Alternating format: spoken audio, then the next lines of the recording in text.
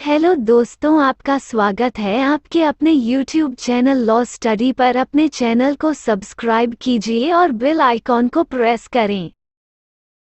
Hello दोस्तों, आज हम बात करने जा रहे हैं professional ethics, bar bench relations and moot court के विषय जानी की। विधिक व्यवसाय क्या है? What is legal profession?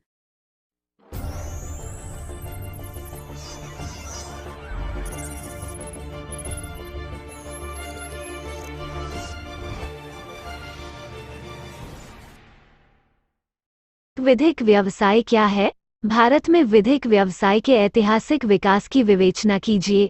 What is legal profession? Discuss the historical development of legal profession in India. विधि एक जटिल विषय है।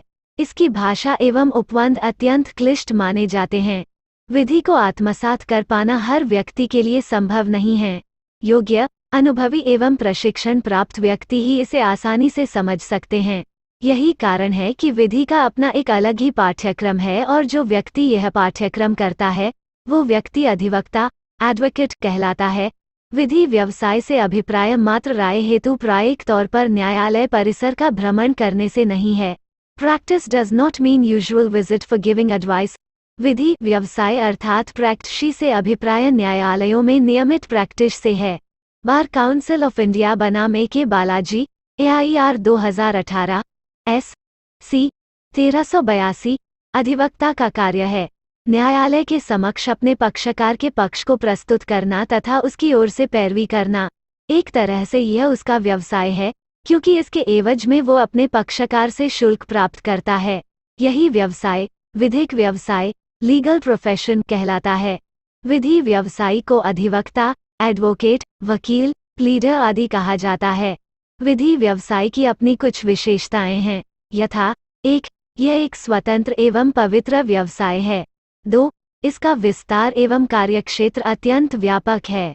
3. जो व्यक्ति यह व्यवसाय करता है वह अधिवक्ता कहलाता है। 4. इस व्यवसाय का मुख्य उद्देश्य है सेवा भावना। 5. इस व्यवसाय को करने वाले व्यक्तियों के समूह को बार कहा जाता है।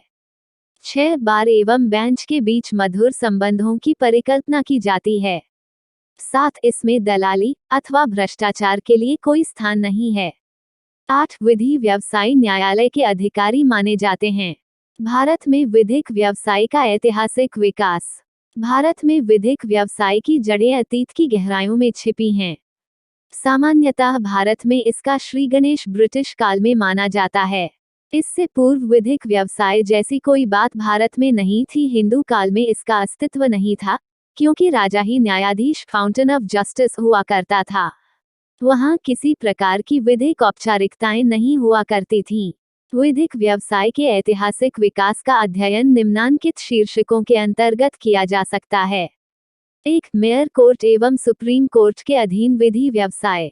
भारत में विधिक व्यवसाय का सूत्रपात मेयर कोर्ट की स्थापना से माना जा सकता है।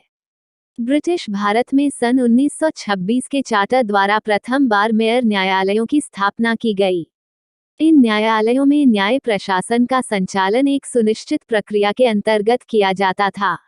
इन न्यायालयों का गठन एवं प्रक्रिया इंग्लैंड के न्यायालयों के समान थी। इस चार्टर में तथा आगे के कुछ अन्य चार्टरों में विधिक व्यवसाय को स्थान दिया गया था, लेकिन इस व्यवसाय को व्यवस्थित स्वरूप सन 1773 के रेगुलेटिंग एक्ट तथा सन 1774 के चार्टर द्वारा प्रदान किया गया। इन्हीं के अंतर्गत भारत में सुप्रीम कोर्ट की स्थापना की गई थी। 2. कंपनी न्यायालयों में विधि व्यवसाय। यद्यपि मेयर कोर्ट की स्थापना के साथ ही विधिक व्यवसाय का सूत्रपात हो गया था, लेकिन वह नियमित एवं व्यवस्थित स्वरूप प्राप्त नहीं कर सका।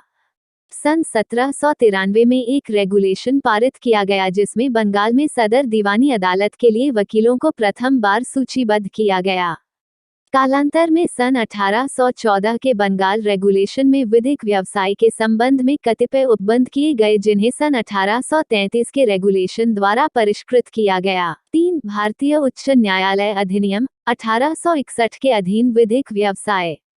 सन 1861 में भारतीय उच्च न्यायालय अधिनियम इंडियन हाई कोर्ट्स एक्ट पारित किया गया और इस अधिनियम के अंतर्गत प्रत्येक प्रेसिडेंसी नगर में एक उच्च न्यायालय की स्थापना की गई।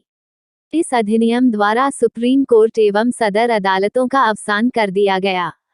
इस अधिनियम तथा अन्य चार्टरों द्वारा उच्च न्यायालयों को वकील, एटॉर्नी, एडवोकेट आदि को सूचीबद्ध करने तथा अनुमोदित करने की शक्तियां प्रदान की गई। इन न्यायालयों में सूचीबद्ध व्यक्तियों को ही वकालत करने का अधिकार था। 4. लीगल प्रैक्टिशनर्स एक्ट के अधीन विधि व्यवसाय। विधिक व्यवसाय को बढ़ावा देने के लिए समय समय पर लीगल प्रैक्टिशनर्स एक्ट पारित किए गए, यथा legal practitioners act 1846, legal practitioners act 1853, legal practitioners act 1879 आदि। सन 1846 के एक्ट के अनुसार केवल सूचीबद्ध वकील ही न्यायालयों में प्रैक्टिस कर सकते थे।